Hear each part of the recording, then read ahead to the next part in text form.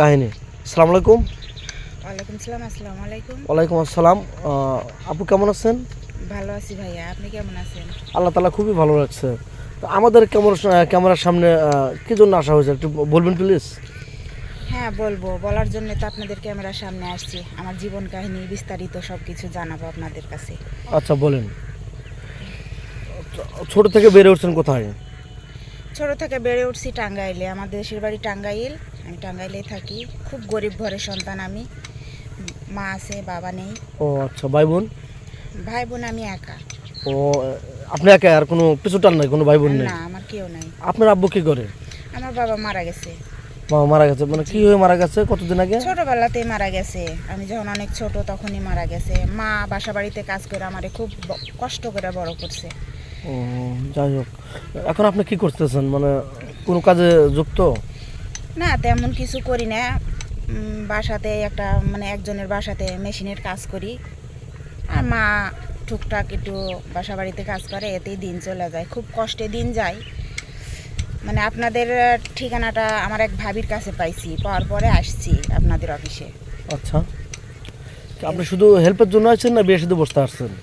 আমাকে যদি কেউ বিয়ে করে তাহলে অবশ্যই করব বিয়ে। বিয়ে তো করবেন আপনি। যাই হোক, একটু পিছনে আসি। আপনার বিয়ে হয়েছিল, আপনি চলে আসছেন, মানে কি জন্য আসছিলেন?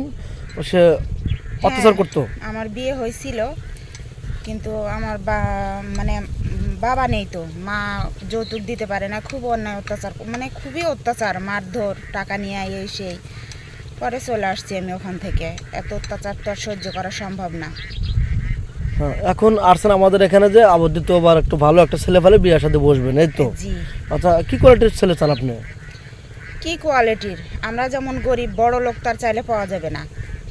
মধ্যবিত্ত পরিবারের হলেই হবে, সমস্যা নেই। আমাকে সে ভালোবাসবে, আমার মা আছে, আমার মাটা বৃদ্ধ হয়ে গেছে, তাকে একটু দেখাশোনা করবে, এতটুকুই। আচ্ছা, যাই হোক, আপনার বয়স কত বলছিলেন? 25 বছর। জি। আপনার কত বছরে হলে পর আপনার সাথে মেচ ওঠা হবে? যদি 40-45 হয় তাহলে চলবে? সমস্যা নেই। 40-45 হলে আপনার কোনো সমস্যা নেই? তার জন্য একটা ওয়াইফ থাকে, তাকে চালাতে পারবে, আপনাকেও চালাতে পারবেন, তাহলে আপনি? ওর যদি সামর্থ্য থাকে যে ওই সংসার রাখিয়াও যদি আমাকে চালাইতে পারে সে, তাহলে তাও আমার কোনো সমস্যা নেই। কিন্তু ভালো একটা মানুষ দরকার, সে আমাকে ভালোবাসবে। এই যে আপু বললেন যে আপনার একটা ভালো মানুষ দরকার, আপনি কীভাবে বুঝবেন যে সে ভালো মানুষ?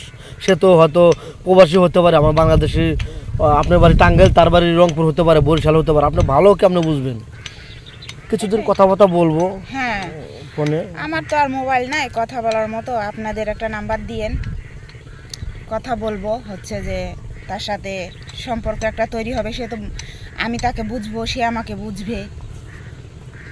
মানে এবার আপনি বলতে চাচ্ছেন যে 2-15 দিন, 1 মাস 2 মাস কথা বললে মানুষের ধারণা একটু হলেও বোঝা যায়, তারপর হয়তো বিয়ে শাদীর ব্যাপারটা আলাপ করবো। তাহলে আপনি এই ভিডিও পাবলিক হচ্ছে, দেশ প্রবাস থেকে সবাই দেখতেছে, আপনাকে কিভাবে পাবে? আপনার নাম্বারটা দিয়ে দেন স্ক্রিনে।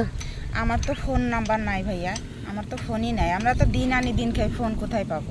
তো এই যুগে মানুষ তো বিশ্বাস করে না, ডিজিটাল যুগ, কারো যে ফোন নাই এটা বিশ্বাস করতে চায় না। তাহলে সেই ক্ষেত্রে আপনি কী বলবেন বলেন? বিশ্বাস করতে চায় না। আমরা গ্রামের মানুষ, বিশ্বাস তো করবেই না। গ্রামের মানুষের সবার কাছে কি ফোন আছে? যাই হোক, আপনারা শুনতে পারলেন, অসহায় মেয়েটার কোনো ফোন নেই। স্ক্রিনে দেওয়া 2টো নাম্বার থাকবে, স্ক্রিনে দেওয়া 2টো নাম্বার থাকে, হোয়াটসঅ্যাপ 2টো থাকবে। কেউ ভিডিও কল দেবেন না, অডিও কল দেবেন। ভিডিও কল দিলে ব্লক করতে বাধ্য হব। ভালো থাকবেন, সুস্থ থাকবেন।